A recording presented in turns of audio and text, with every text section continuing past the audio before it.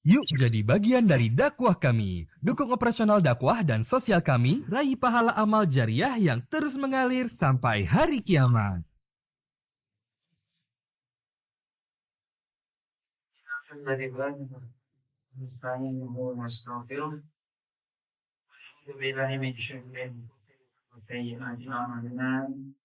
من يهده الله فلا مضل له ومن يضلل فلا هادي له أشهد أن لا إله إلا الله وحده لا شريك له وأشهد أن محمدا عبده ورسوله الذي لا رسول ولا نبي بعده يا أيها الذين آمنوا اتقوا الله حق تقاته ولا تموتن إلا وأنتم مسلمون أما بعد kepada kaum muslimin dan kaum muslimat yang bermulia Allah Subhanahu wa taala.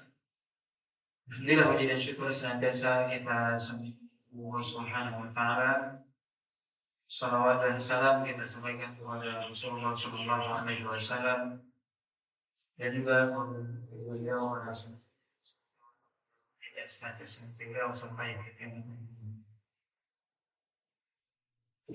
judulnya adalah Al-Muhafadzah 'alal A'mal, yaitu menjaga amalan atau senantiasa istiqomah untuk melaksanakan suatu amalan.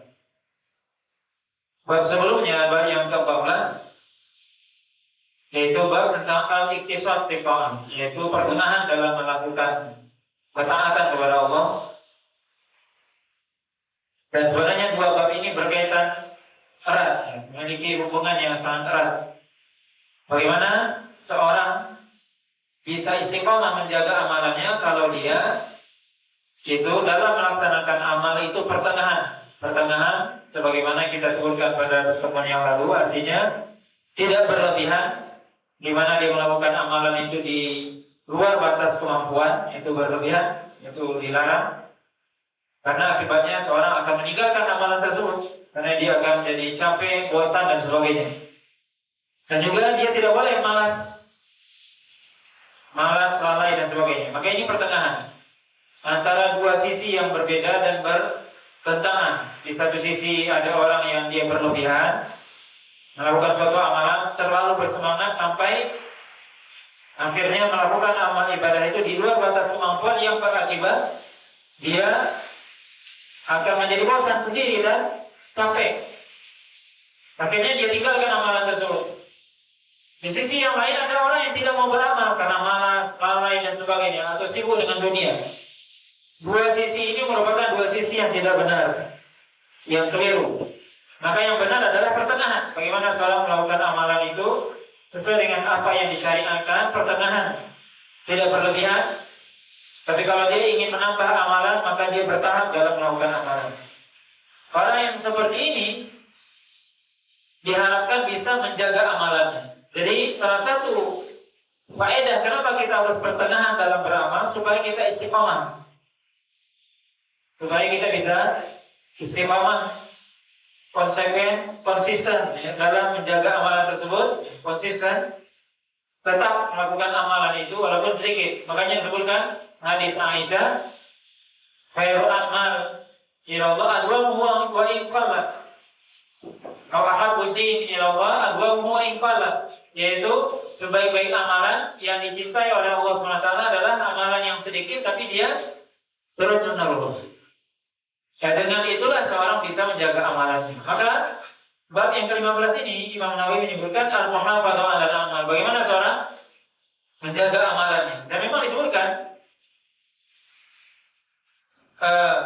nantinya hadis sebagaimana sebelumnya juga, hadis Aisyah yang tadi kita sebutkan, yang sudah disebutkan di bab sebelumnya, yaitu sebaik-baik amal adalah seorang melakukan amalan itu sedikit tapi tetap kontinu. Dalam bab ini disebutkan ayat yang yaitu surah Al-Hadid ayat yang ke-16. Allah SWT berfirman, A'udzubillahi minasyaitonir rajim. Alam ya'ni lil ladzina amanu an takhsha'a qulubuhum li dzikrillah wa ma nazala minal haqq wa la yakunu kal ladzina utul kitaba min qablu fa tala 'alaihimul amad fa qasat qulubuhum.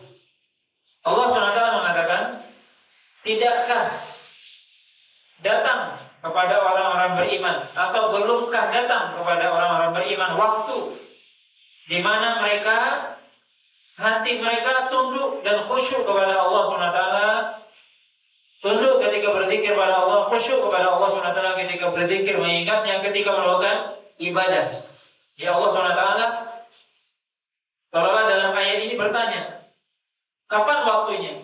Atau belum datangkah waktu di mana orang beriman hatinya itu tunduk, hatinya khusyuk dan tunduk ketika berzikir kepada Allah, ketika beribadah kepada Allah SWT, dan juga tunduk terhadap apa yang Allah turunkan dari kebenaran, yaitu Allah SWT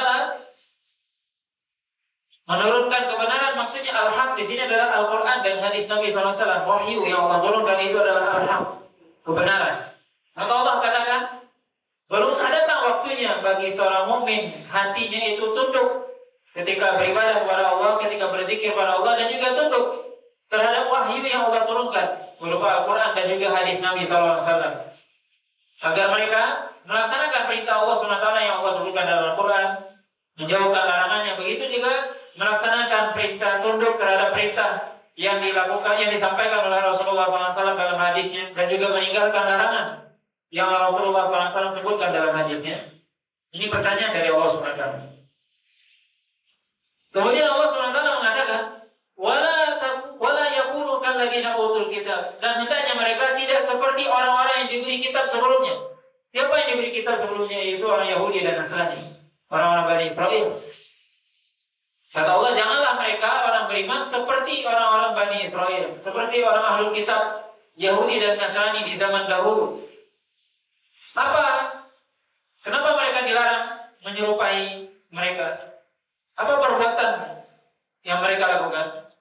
Kata Allah SWT, fatala alaihimul amad, yaitu mereka dengan lamanya waktu ketika Allah SWT sudah menurunkan kitab Taurat kepada mereka, kemudian Zabur, Injil, berlalu waktu. Kemudian apa? Waktu itu berlalu, kemudian mereka meninggalkan amalan. Allah SWT menurunkan kitab Taurat kepada Nabi Musa, Zabur kepada Nabi Daud, kemudian Injil kepada Nabi Isa. Tentunya di dalamnya ada perintah, ada larangan, ada syariat. Tapi dengan perjalanan waktu yang panjang, mereka ditinggalkan oleh para nabi dan rasul mereka. Para nabi dan rasul mereka wafat, kemudian berganti generasi, kemudian apa? Mereka akhirnya meninggalkan ajaran-ajaran tersebut, tidak mengamalkan, tidak beribadah lagi kepada Allah SWT sesuai dengan apa yang disebutkan dalam kitab-kitab mereka tersebut. Bahkan kalau kita lihat Al-Quran, ya, Allah SWT menjelaskan mereka justru merubah-rubah kitab mereka. Orang Yahudi merubah kitab Taurat, kitab Zabur, kitab Injil. Mereka rubah-rubah, mereka ganti-ganti sesuai dengan selera mereka. Makanya hari ini gak ada Injil yang asli, gak ada Taurat yang asli, gak ada. Kalau ada hari ini, kalau saya punya Injil yang asli, gak ada. Semua sudah dirubah, baik ditambah ataupun dikurangi oleh mereka sesuai dengan hawa nafsu mereka. Akhirnya apa? Ya, ini yang mereka lakukan. Mereka tidak hanya meninggalkan ibadah, justru merubah-rubah kitab suci mereka.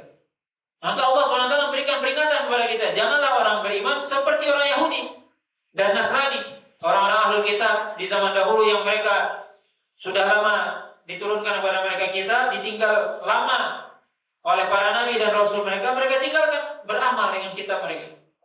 Maka mereka rubah-rubah. Sehingga dengan amalan tersebut, perbuatan mereka tersebut, apa akibatnya? Faqasat qulubuhum. Akhirnya hati mereka menjadi keras. Hati mereka menjadi keras. Dalam surah Al-Baqarah Allah katakan seperti batu. Fahiyakal hijarati aw asyaddu qaswa. Kata Allah, hati mereka itu seperti batu atau lebih keras daripada batu. Apa maksudnya keras seperti batu atau lebih keras dari batu? Yaitu tidak bisa menerima kebenaran. Ketika disampaikan peringatan, nasihat, mereka tidak bisa menerima. Disampaikan kebenaran, mereka tidak mau melakukan. Itu berarti hatinya sudah keras. Maka Allah SWT mengatakan dalam awal ayat tadi, tidakkah datang atau belumkah datang kepada orang beriman hati mereka untuk tunduk? Tunduk kepada perintah Allah, wahyu Allah. Jangan seperti orang Yahudi dan Nasrani, orang terdahulu yang mereka hati mereka keras. Kenapa hatinya mereka keras? salah satunya karena mereka dimulai dari meninggalkan amalan. Meninggalkan amalan perintah yang sudah disebutkan dalam kitab mereka. Jadi di sini bisa kita lihat Bapak dan Ibu dirahmati oleh Allah SWT, seseorang bisa keras hatinya, tidak mau menerima kebenaran, tidak bisa menerima nasihat, kalau seandainya dia meninggalkan perintah Allah dan Rasulnya. Ketika Allah SWT memerintahkan amalan, ibadah dalam Al-Quran atau dalam Sunnah, maka mereka tidak lakukan. Hati orang ini bisa menjadi keras. Sebagaimana orang Yahudi dan Nasrani di zaman dahulu. Ini yang diperingatkan oleh Allah SWT. Agar kita senantiasa menjaga amalan. Sebab orang yang senantiasa menjaga amalan, hatinya tunduk. Sebab tentunya seorang melakukan ibadah, berarti dia menunjukkan ketundukan kepada Allah SWT. Tapi kalau seorang itu tidak mau beribadah, meninggalkan amalan, meninggalkan ibadah, ya itulah awal di mana hatinya akan menjadi keras. Dia akan menganggap remeh ibadah. Dia mungkin merasa tidak butuh kepada ibadah. Bahkan dia merasa ibadah itu beban yang membuat dia menjadi merasa berat, merasa lelah, capek dan sebagainya. Ini apa ibadah? Membuat saya capek dan sebagainya. Akhirnya dia sibuk dengan dunia, tinggalkan seluruh ibadah. Ini membuat hatinya menjadi apa? Menjadi keras. Ketika disampaikan kebenaran, disampaikan nasihat, nggak mau lagi, nggak bisa menerima dan tidak bisa membedakan mana yang hak, mana yang batil. Kita bisa lihat kalau orang hatinya sudah keras, hati itu bisa jadi buta, keras, tidak bisa menerima kebenaran dan tidak bisa memilah dan memilih.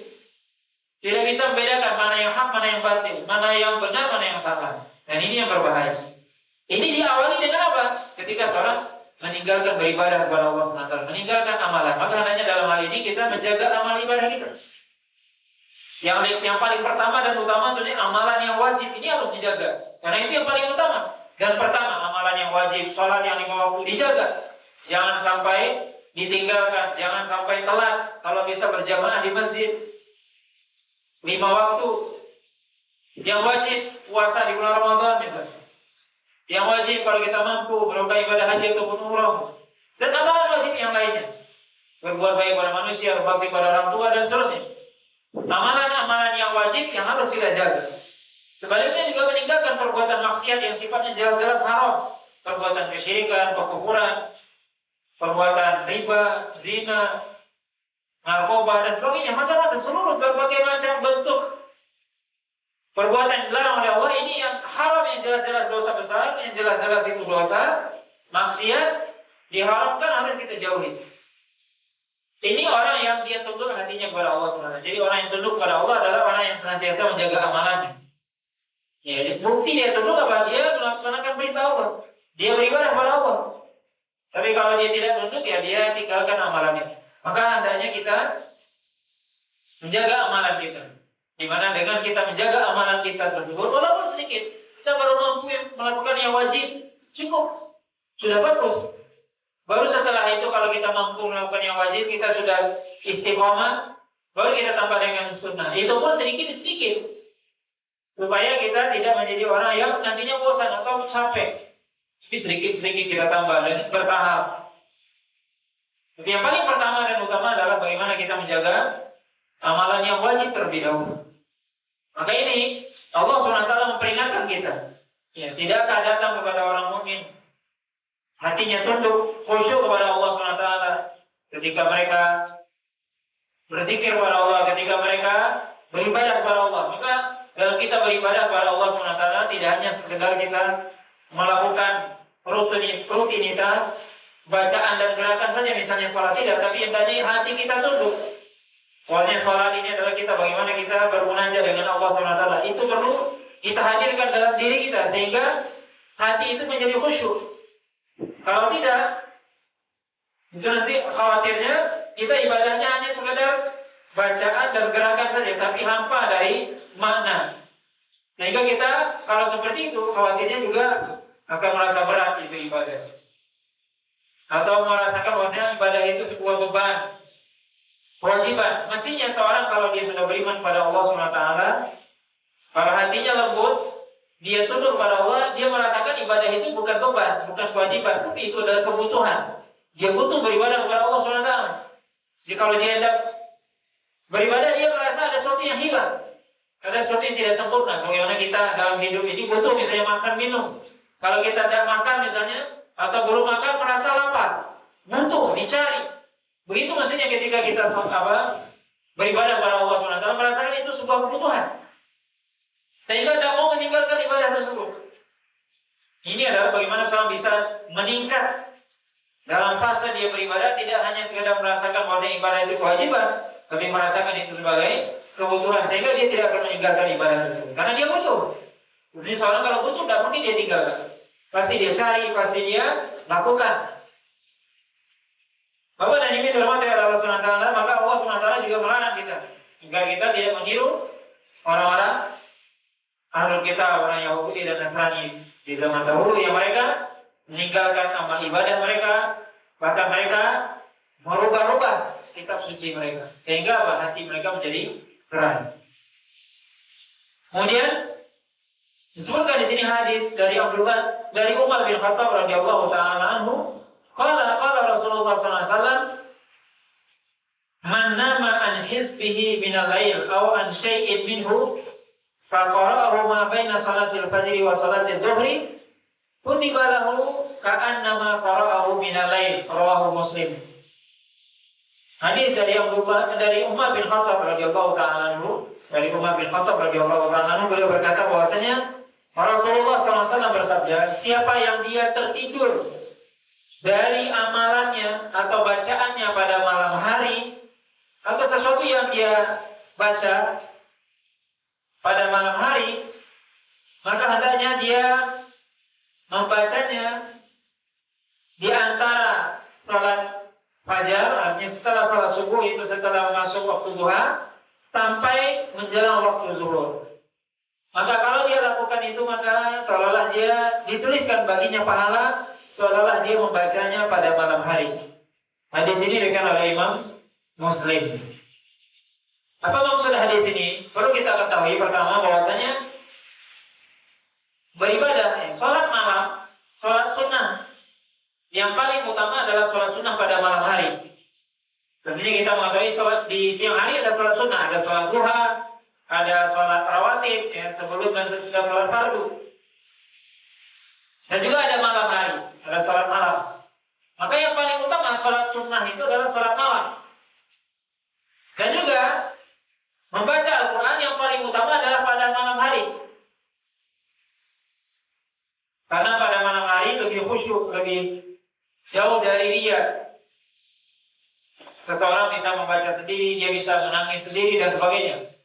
Tapi kalau siang mungkin dia dilihat orang dan sebagainya. Dia bisa ketika malam hari dia bisa muhasabah dirinya sendiri, dia sendiri bangun dan sebagainya. Itu lebih terasa ketika dibaca Al-Quran pada malam hari, suasana hati dia sendiri itu rasanya berbeda dengan kita baca siang hari, orang banyak, ramai, bisik dan sebagainya. Maka bacaan pada malam hari itu lebih utama. Kata Nabi di sini, siapa yang dia ketiduran pada malam hari, dia ada seseorang misalnya dia sudah memiliki kebiasaan apa? Dia sholat malam, atau dia suka baca Al-Quran pada malam hari, baik sebelum tidur atau ketika bangun tidur. Kemudian dia suatu malam tertidur, maka Nabi SAW mengatakan, dia tertidur kan capek dan sebagainya, atau dia sakit, gak sempat dia bangun lagi, dia sakit. Maka Nabi mengatakan, hendaknya dia tetap melakukan amalan tersebut di siang harinya. Dia qada pada siang harinya, yaitu antara setelah selesai sholat subuh, yaitu maksudnya ketika sudah masuk waktu duha sampai menjelang waktu zuhur. Dan Nabi, kata Aisyah radhiyallahu ta'ala, melakukan hal itu. Nabi pernah ketiduran atau kecapean, beliau tidak sholat malam. Maka beliau, apa kata Aisyah, beliau kemudian bangun. Kemudian di siang hari Rasulullah SAW itu sholat sebanyak 12 rakaat. Kenapa? Karena beliau, Rasulullah itu biasanya sholat malam 11 rakaat. Tapi pada suatu ketika beliau tertidur atau kecapean, tidak bangun malam, maka beliau sholat di siang harinya 12 rakaat. Kenapa 12? Karena malam itu ada witirnya, tapi kalau siang tidak ada witir, maka digenapkan. Maka ini contoh, ini anjuran dari Nabi SAW. Bagi seseorang yang dia memiliki amalan, pada malam hari, dia jaga amalan itu. Dia tidak tinggalkan, walaupun dia punya uzur. Dalam hal ini misalnya, dicontohkan dalam hadis ini, sholat malam.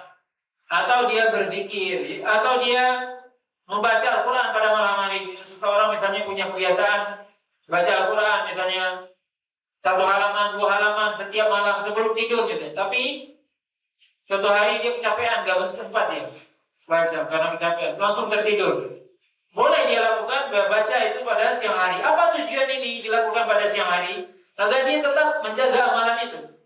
Sebab seseorang begini, ketika dia misalnya tertidur, capek, sakit dan sebagainya, kemudian tidak dia ganti pada waktu yang lain, dikhawatirkan dia akan setelah itu akan menjadi malas. Misalnya dia sakit selama sepekan misalnya, atau 3 hari. Dia biasanya sholat malam, nggak sholat malam lagi sama sakit.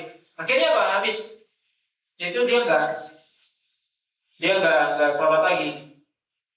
Ini adalah tips yang diajarkan oleh Nabi SAW agar kita bisa menjaga amalan, agar kita tidak meninggalkan amalan, agar kita tidak merasa berat melakukan amalan itu. Sebab biasanya seorang ketika dia sudah melakukan amalan, kemudian dia tinggal, kemudian dia memulai lagi, itu terasa agak berat. Sudah biasa baca Al-Quran setiap hari 1 halaman, itu mestinya dipertahankan. Kita pertahankan amalan itu, nggak boleh tinggal. Sebab apa? Kalau seandainya suatu ketika kita tinggalkan, sehari 2 hari kita tinggalkan, akhirnya apa? Kita mau memulai lagi itu agak berat. Maka di sini Nabi SAW mengajarkan kepada kita bagaimana kita kalau tertidur pada malam hari, kemudian kita sudah punya kebiasaan, hendaknya kita ganti pada siang hari. Ini atau sebaliknya. Ini tentunya secara umum, walaupun di sini Nabi menyebutkan secara khusus contoh salat malam ataupun baca Al-Quran pada malam hari. Tapi seluruh amalan yang biasa kita melakukannya, hendaknya kita jaga. Ada seorang yang biasa dia tiap pagi bersedekah, udah terus, walaupun sedikit. Tidak ditinggalkan. Kenapa? Kalau tinggalkan nanti dia berat melakukan itu. Maka hendaknya kita menjaga amalan. Inilah yang dimaksud dengan tadi judul bab ini, Al-Muhafadzah 'alal A'mal, yaitu menjaga amalan. Hendaknya kita menjaga amalan kita. Jangan sampai amalan itu hilang. Amalan itu kita tinggalkan. Bagaimana kita menjaganya? Terus kita continue. Walaupun makanya tadi bab sebelumnya apa? Yang sedikit dalam beramal itu seperti continue. Khairul amal adwamuha wa in qalla, kata Nabi. Yaitu sebagai amal adalah sedikit walaupun continue walaupun sedikit. Bagaimana kita terus menerus melakukan menjaga amalan kita, tapi itu terus menerus itu lebih baik. Dan orang ketika dia mampu istiqomah yang menjaga amalannya, mudah-mudahan dia husnul khatimah. Dia biasanya tiap hari baca Al-Quran, mudah-mudahan dia meninggal dalam keadaan baca Al-Quran. Dia biasanya tiap hari bersedekah, mudah-mudahan dia meninggal dalam keadaan seperti itu. Tapi kalau seorang meninggalkan amalannya, dikhawatirkan dia suul khatimah. Maka ini salah satu cara juga agar kita bisa husnul khatimah, bagaimana kita menjaga amalan itu. Continue, istiqomah, bahasa Al-Qurannya, bahasa syariatnya, istiqomah. Bagaimana kita menjaga amalan kita. Ya, sekali lagi Bapak dan Ibu dirahmati oleh Allah SWT, tidak perlu kita banyak-banyak amalan kita, tapi amalan itu satu saja, tapi terus menerus kita lakukan. Ini yang maksudnya amalan yang sunnah ya, yang setelah yang wajib. Yang wajib harus kita lakukan 5 waktu. Tapi ada satu amalan ciri khusus kita misalnya. Oh, setiap hari saya bersedekah, atau setiap hari saya baca Al-Quran 1 halaman, udah. Setiap hari 1 halaman. Terus sampai kita meninggal. Kalau bisa kita naikkan bagus. Tapi kalau minimal kita terus jaga itu sampai kita meninggal, kita tidak tinggalkan. Itu lebih baik daripada kita melakukan amalan yang banyak kemudian kita tinggalkan. Maka ini Bapak dan Ibu dirahmati oleh Allah SWT, bagaimana Allah SWT dan Rasulnya menganjurkan kita, mengajak kita, menyuruh kita untuk menjaga amalan.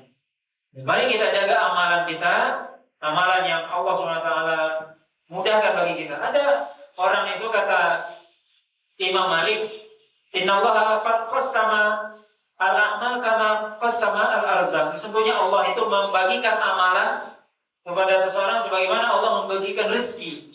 Ada orang yang kaya, ada yang miskin, ada orang yang punya kelebihan di sini, Begitu juga ada orang yang punya kelebihan, dia suka berinfak, ada yang suka sholat, ada yang suka berpuasa, ada yang suka ngaji dan sebagainya.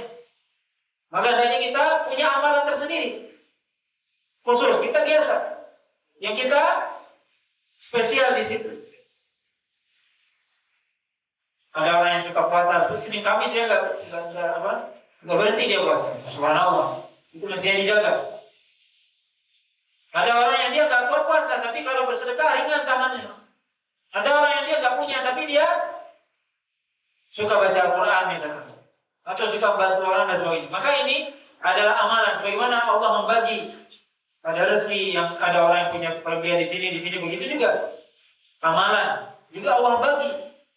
Bagaimana juga orang punya potensi beda-beda, Allah SWT berikan itu. Ada orang memiliki potensi dalam bidang keuangan, dalam bidang ini macam-macam. Begitu juga amalan dibagi oleh Allah SWT. Maka hanya kita mengetahui potensi kita sukanya gimana, dan jaga amalan itu sampai kita meninggal. Ini yang dimaksud di sini. Bagaimana kita menjaga amalan, terutama tentu yang wajib. Ini yang paling utama dan pertama. Baru kita menambahkan amalan yang sunnah. Nah, wallahu ta'ala, Bapak dan Ibu yang dirahmati oleh Allah Subhanahu wa taala, ini pembahasan kita pada sore hari ini, yaitu bagaimana kita menjaga amalan kita. Bagaimana kita senantiasa bisa menjaga amalan kita walaupun sedikit, dan mudah-mudahan kita berdoa kepada Allah, mudah-mudahan kita bisa menjaga amalan dan kita bisa husnul khatimah. Di mana kita meninggal membawa amalan yang baik di hadapan Allah Subhanahu wa taala. Ini bermanfaat dan bisa kita pahami dan kita amalkan bersama. Kita betul subhanallah wa bihamdika asyhadu an la ilaha illa anta astaghfiruka wa atubu ilaik. Wa sallallahu ala nabiyyina Muhammadin wa ala alihi wa sahbihi wasallam. Wassalamualaikum warahmatullahi wabarakatuh.